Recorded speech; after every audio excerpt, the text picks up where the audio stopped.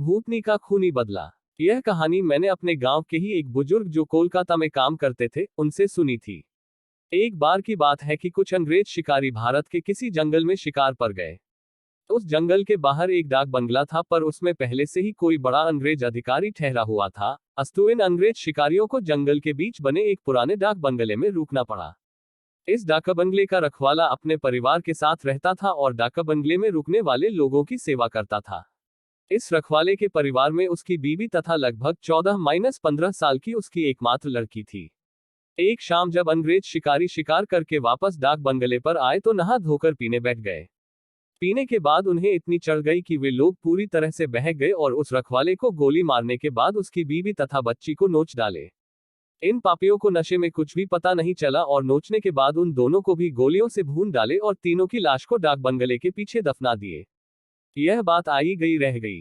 अंग्रेजों ने फिर कुछ दिन के बाद वहां कैलाश नामक एक नया सेवक रख दिया। किसी को कुछ भी पता नहीं चला कि इस पुराने डाक बंगले का पुराना सेवक और उसका परिवार कहां चला गया। एक बार की बात है कि नया सेवक कैलाश रात को गेट बंद करके सोया हुआ था। तभी अचानक उसकी नींद खुल गई क्योंकि उसे लगा कि दरवाजे पर कोई रो रहा है। उसने एक हाथ में लाठी उठाया और दूसरे में चिराग और दरवाजे पर आकर हाथ लगाया, कौन है? इतनी रात गए कौन दरवाजे पर रो रहा है? उसने देखा कि एक किशोरी दरवाजे पर बैठी रो रही है।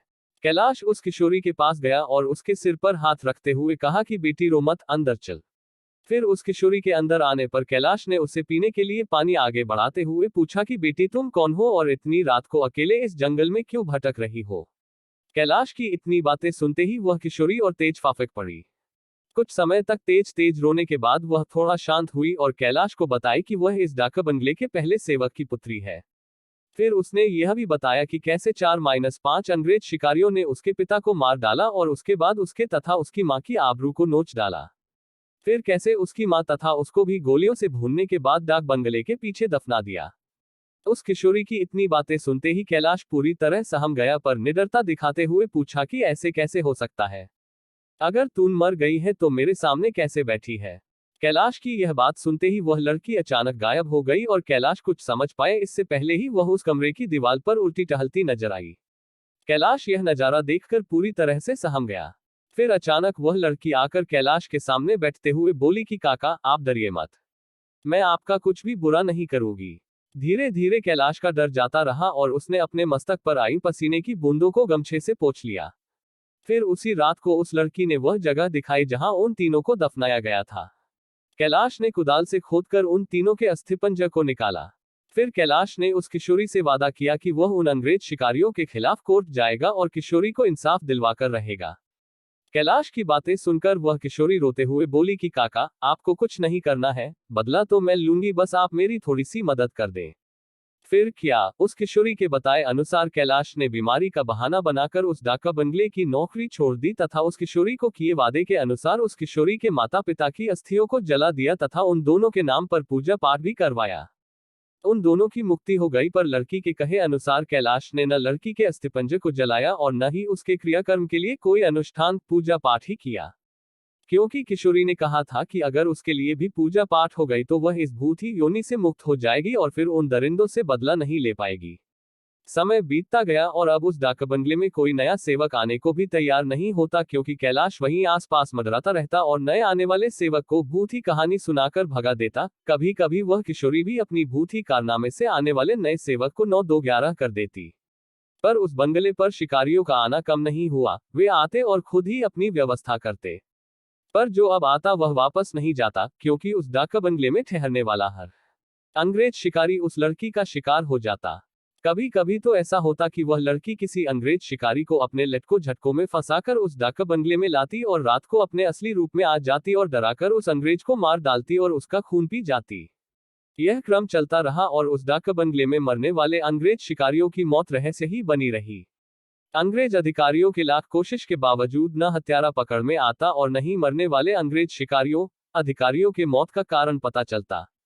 धीरे धीरे यह खबर आसपास के क्षेत्रों में अंग्रेज शिकारियों आदि में फैल गई कि पुराने डाक बंगले में ठहरने वाले हर शिकारी की रात तो होती है, पर वह दूसरे दिन का सूरज नहीं देख पाता। 2-3 और वर्ष बीते और अब वह डाक बंगला खंडहर हो गया, क्योंकि अब किसी में भी हिम्मत नहीं थी कि वहां ठहरे। आखिर किसको अपनी जान की परवाह नहीं होती। पर वह किशोरी भूतनी जो अब युवती बन गई थी, उसी डाक बंगले में रहकर अपने हत्यारों का इंतजार करती। दिन में उधर आने जाने वाले लोगों को उसका एहसास होता, क्योंकि वह बराबर रोती रहती पर किसी को दिखाई नहीं देती। एक बार की बात है कि वह युवा भूतनी उस जंगल में रह रहे एक युवा भूत तथा युवा भूतनी के संपर्क में आई। ये दोनों आदिवासी थे और जंगल में लकड़ी काटते समय किसी अंग्रेज शिकारी के शिकार बन गए थे। युवा भूतनी उन दोनों को लेकर शहर की ओर निकल गई। युवा भूतनी उन दोनों भूत भूतनी के साथ शहर में घूम घूम कर अपने हथियारों की तलाश करती रही। 2-3 दिन की मेहनत के बाद ही वह अपने हथियारों को पहचान ली। एक दिन वह शाम के समय खूबसूरत युवती बनकर उनमें से एक हत्यारे अंग्रेज शिकारी के घर पर गई। घर पर उस अंग्रेज के सिवा कोई नहीं था। फिर उसने खूब लटके झटके दिखाए और उस अंग्रेज को अपनी सुंदरता में फांस लिया। रूप लुभावन हो तो अच्छे अच्छों को फंसते देर नहीं लगती। योजना के अनुसार वह दूसरे दिन भी उस अंग्रेज से मिली, फिर उसे पूरी तरह विश्वास में लेने के बाद एक दिन कही कि क्यों नहीं हम लोग शिकार पर चले। अंग्रेज ने कहा कि अच्छी बात है, मेरे कुछ मित्र शिकारी हैं, उन्हें भी लेकर चलते हैं। फिर क्या था, उस युवती भूतनी ने उस अंग्रेज से कहा कि मेरी एक और सहेली है, वह भी बहुत ही खूबसूरत है और शिकार पर जाना पसंद करेगी। फिर दूसरे दिन उस युवती भूतनी ने अपने साथ आए हुए दूसरी युवा भूतनी से उस अंग्रेज शिकारी को मिलवाया। अब तो अंग्रेज पूरी तरह उस भूतनी के माया जाल, रूप जाल में फंस चुका था। एक दिन सुबह सुबह वह अपने उन्हीं पुराने दोस्तों के साथ जंगल की ओर निकल पड़ा। दिन भर शिकार करते रहे और खूब मौज मस्ती भी। शाम होने को आई तो अंग्रेज शिकारियों ने कहा कि अब सूर्य ढलने लगा है, क्यों ना हम लोग वापस शहर लौट चले। अंग्रेज की बात सुनकर उस युवा भूतनी ने कहा कि ना, आज रात हम लोग यहीं ठहर कर जंगल का आनंद उठाते हैं। पर एक अंग्रेज शिकारी ने कहा कि हमने पहले से डाक बंगला तो बुक किया नहीं है, ठहरेंगे कहाँ। फिर क्या था, वो युवा भूतनी मुस्कुराए और बोली कि इसी जंगल में दूसरी ओर मेरे एक मित्र आदिवासी की कुटिया है, हम रात वहीं बिताएंगे और खूब मौज मस्ती करेंगे। अब हुआ यूं कि उस युवा भूतनी की योजना के अनुसार देखते ही देखते उसके मित्र युवा भूत ने एक मड़ई तैयार कर ली थी। उसमें ऐशो आराम की सारी चीजें भी लादी थी। उन दोनों युवा भूतनी के साथ ये अंग्रेज उस मड़ई में पहुंचे।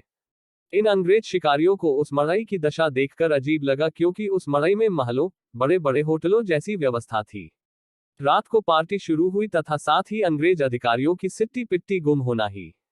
क्योंकि पहले तो उन दो युवा भूतनी जो देखने में बहुत खूबसूरत लग रही थी, अचानक बहुत ही डरावनी रूप बना ली। ऐसा रूप जिसे देखते ही अच्छे अच्छों की पैंट गीली हो जाए। फिर क्या था, उन भूतनियों ने ग्लास में खून भरकर लाकर उन अंग्रेजों को पिलाना शुरू कर दिया। किसी अंग्रेज की हिम्मत ही न थी कि वह ना करे, क्योंकि सबके सब पूरी तरह से डरे हुए थे और कांप रहे थे। अचानक आदिवासी युवा भी विकराल रूप में आ गया और अचानक उछलकर पास के एक मोटे पेड़ की मोटी शाखा को उछलकर इतना जोर से खींचा कि चर्र की आवाज के साथ वह मोटी शाखा टूट गई। उसके बाद वह विकराल भूत उन अंग्रेज शिकारियों में से एक को पकड़कर पैर के नीचे दबाकर देखते ही देखते चीर दिया और उसके खून को पीने लगा। उसका खून पीता देख दोनों भूतनियों ने भी लंबी लंबी विकराल चीख निकालते हुए खून पीने में उसका साथ देने लगी और साथ ही अपने बड़े बड़े नाखूनों से उसका शरीर जगह जगह से चीरने लगी। उस युवा भूतनी ने तो भयानक आवाज निकालते हुए दौड़कर एक दूसरे अंग्रेज शिकारी के पास पहुंची और उसकी आंखों में अपने विकराल भयावह भाले जैसे नखों को डालकर उसकी दोनों आंखों को निकाल कर खा गई। इसके बाद उन तीनों भूतनी भूत ने एक एक कर सभी अंग्रेज शिकारियों को मार डाला। दूसरे दिन उन अंग्रेजों की खोज में गए अंग्रेज अधिकारियों को उनकी ऐसी विभत्स लाशें मिली जो देखने में बहुत ही भयावह लग रही थी। उनको ऐसे नोचा गया था कि लगता था कि यह किसी मनुष्य या जानवर का काम ही नहीं हो सकता। कैलाश को तो सब कुछ पता ही था, पर वह किसी को कुछ नहीं बताया। फिर एक दिन समय निकालकर गोपनीय रूप से कैलाश ने उस युवा भूतनी के कंकाल को भी जला दिया तथा उसकी मुक्ति के लिए एक पूजा करवा दी। यह एक काल्पनिक कहानी है, पर हकीकत भी हो सकती है उन लोगों के लिए जो अपनी शक्ति संबंधों का नाजायज फायदा उठाते हुए गलत कार्यों को अंजाम देते हैं और उन्हें लगता है कि कोई उनका बाल बांका भी नहीं कर सकता। हमेशा वैसा ही कार्य करें जैसा आप दूसरों से अपने तथा अपनों के प्रति चाहते हैं। जय बजरंग बली।